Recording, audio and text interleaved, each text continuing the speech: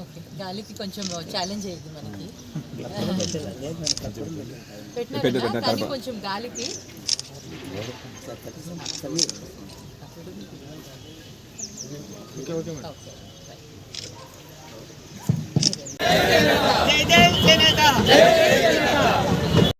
వాళ్ళు ముందుకు పోవాలా. ఆ విధంగా మన ప్రభుత్వంలో ఇవన్నీ కూడా సహాయం చేసుకుంటూ మానవ వనరుల పైన ఇన్వెస్ట్ చేసుకుంటూ మన మాజీ ముఖ్యమంత్రి వర్యులు మన అధ్యక్షులు వైఎస్ జగన్మోహన్ రెడ్డి గారు అలా నమ్మి మనందరి పైన ఇన్వెస్ట్ చేసుకుంటూ వెళ్ళారు.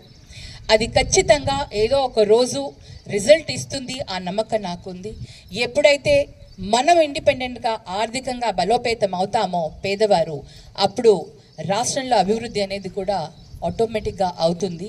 దానికి కనీసం కొన్ని సంవత్సరాలు కావాలి. కాకపోతే మన రాజ్యాంగ పరంగా మనకు ఓన్లీ 5 సంవత్సరాలే ఉంది కాబట్టి 5 సంవత్సరాల్లో మళ్ళీ ప్రభుత్వం మారిపోయింది కాబట్టి మనకు అక్కడ బ్రేక్ పడి ఉంది. కానీ ఏదైతే ఇందాక పెద్దలందరూ చెప్పారు, అబద్ధపు హామీలతో వాళ్ళు ముందుకు వచ్చారు, కానీ అవన్నీ కూడా నెరవేర్చని పరిస్థితుల్లో వాళ్ళు ఉన్నారు. కాబట్టి ఇప్పుడు ఇంకా మనం కొంచెం సమయం ఇవ్వాలి. ఎందుకంటే 2 నెలల్లోనే మనం ఏం మాట్లాడడం కూడా సరైనది కాదు. కాబట్టి ఇంకొంచెం సమయం ఇచ్చి చూద్దాం. తప్పకుండా మన ప్రభుత్వం మరి 29లో మరి మన ప్రభుత్వం వస్తుంది. మనం అందరం కూడా ఇంకా మంచి కార్యక్రమాలతో ముందుకు వెళ్తామని నాకు ఆ నమ్మకం ఉంది.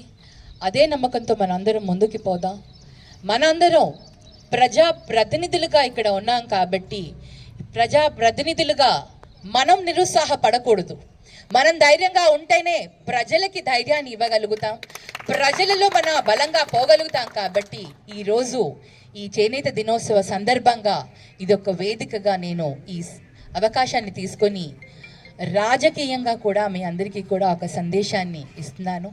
సో మన అందరం ఇవాళ కలిసికట్టుగా ముందుకు వెళ్ళి మన ప్రాంతాన్ని అభివృద్ధి చేసుకునే విధంగా మన ప్రాంతంలో మనకి రావాల్సిన హక్కులపైన పోరాటం చేస్తూ మనం ముందుకు వెళ్దామని మీ అందరికీ తెలియచేసుకుంటూ, చేనేతలుగా ఒక మార్కుని ఇక్కడ మనం పెట్టుకున్నాం. అంటే ఒక ఎమగనూరు అంటేనే రాష్ట్రంలో ఎవరైనా ఫస్ట్ అనేది చేనేతలు ఉన్న ప్రాంతంగా అది ప్రసిద్ధి చెందింది. కాబట్టి ఆ బాధ్యత మనకి కూడా చాలా ఎక్కువగా ఉంటుంది. కాబట్టి ప్రతి ఒక్కరము కలిసి చేనేతల జీవితాలలో మార్పును తీద్దాం, అలాగే మన హక్కుల కోసం పోరాడదాం.